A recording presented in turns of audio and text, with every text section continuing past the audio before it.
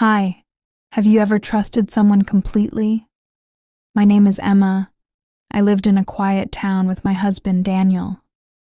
Everyone thought we were the perfect couple. We had a beautiful house. We had good jobs. We always smiled in public. People often told us how lucky we were, but the truth was very different. Daniel and I had been married for 5 years. At first, everything was wonderful. We laughed together.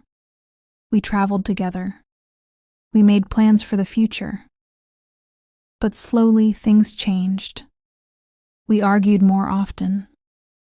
Some days we barely spoke. Still, I believed we could fix our marriage. I never imagined what would happen next. One morning, I woke up and noticed something strange. Daniel was not in bed. I checked the kitchen. I checked the living room. I checked the garage. Nothing. His car was still there. His wallet was still on the table. His phone was still charging. But Daniel was gone. At first, I thought he went for a walk. I waited for hours. Then I called his friends. Nobody had seen him. I called his office. He never arrived at work.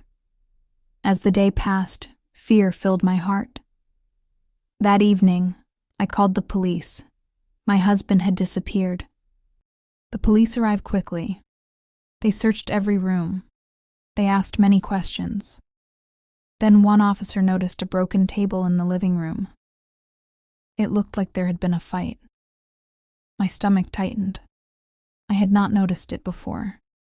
Suddenly, the officers looked at me differently. I could see suspicion in their eyes. The next day, Daniel's disappearance became local news. Reporters gathered outside my house. Neighbors whispered whenever I walked by. People began sharing rumors online. Some believed Daniel had run away. Others believed something terrible had happened. Every day, more questions appeared, but no answers came. Then the police found a strange note. It was hidden inside Daniel's office. The note mentioned fear. It mentioned secrets, and it mentioned me. The officers became even more suspicious. I tried explaining that I knew nothing about it, but nobody seemed to believe me. Soon, another piece of evidence appeared. A witness claimed they heard us arguing the night before. That part was true. We had argued, but couples argue all the time. That did not mean I heard him. Still, people began judging me. The town slowly turned against me. Even some of my friends stopped calling. One evening, I sat alone in my house. The silence felt unbearable. I looked through old photographs, pictures from vacations, pictures from birthdays, pictures from happier days. Then I noticed something strange. In several photos, Daniel looked unhappy, as if he were hiding something I never noticed before. I decided to search his office myself. I opened drawers. I checked boxes. Then I found a hidden envelope. Inside were bank documents. My eyes widened. Daniel had a secret bank account.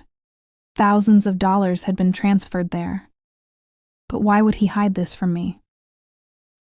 I continued searching. Soon, I found something else. A rental agreement, a small apartment in another city. My hands began shaking. Daniel had rented it 6 months earlier. He never told me. The more I searched, the more secrets I found. I started wondering if I truly knew my husband. The police did not care about my discoveries. They focused on me. Every interview felt like an interrogation. Every answer created new questions. The pressure became overwhelming. I barely slept. I barely ate. I felt trapped.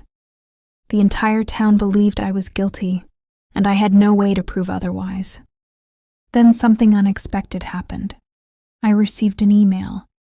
There was no name, no message, only a photo.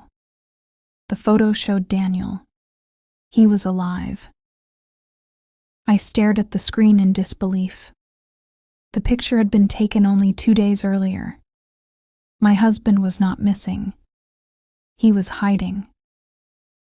I showed the photo to the police, but they could not identify the location. The image revealed very little. Still, it gave me hope. Daniel was alive. Now I needed to find him. I started investigating on my own. Every clue pointed toward the apartment he had secretly rented. The apartment was small and empty. At first, it seemed abandoned. Then I found a notebook. Inside were pages filled with Daniel's writing. As I read, my heart sank. He had been planning his disappearance for months. Everything had been carefully organized. Nothing was accidental. According to the notebook, Daniel was tired of our marriage, but instead of leaving, he wanted revenge. He blamed me for every problem in his life. He wanted people to hate me. He wanted the police to suspect me. He wanted me to suffer. I could barely believe what I was reading. Then I reached the final pages. There was another surprise. Daniel was planning to leave the country. He had a new identity, a new bank account, and a new life waiting for him.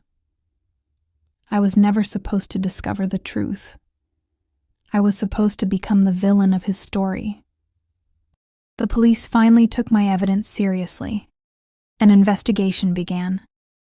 A few days later, officers found Daniel at a hotel near the airport. He tried to escape, but it was too late. His plan had failed. The truth was finally coming out. For the first time in weeks, I could breathe again. News spread quickly. The town learned what really happened. The same people who had judged me suddenly apologized. The reporters disappeared. The rumors stopped. But the damage remained. Trust is fragile. Once it breaks, it is difficult to repair. I knew my life would never be the same. Months later, I moved to a new city. I started over. It was not easy, but every day became a little better. Sometimes I still think about Daniel, not with anger, not with sadness, only with one question. Did I ever truly know the man I married?